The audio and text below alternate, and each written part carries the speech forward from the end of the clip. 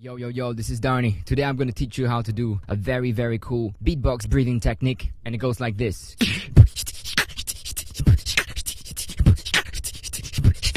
What you gotta do? First, do a hi-hat. And then you breathe in, and then you breathe out. So you keep repeating that. And you go faster and faster and faster.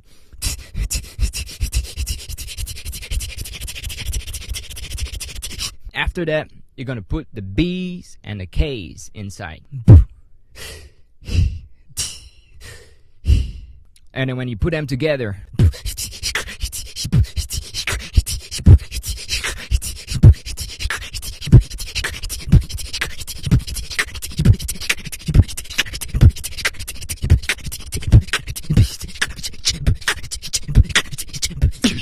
okay? And this is how you do it.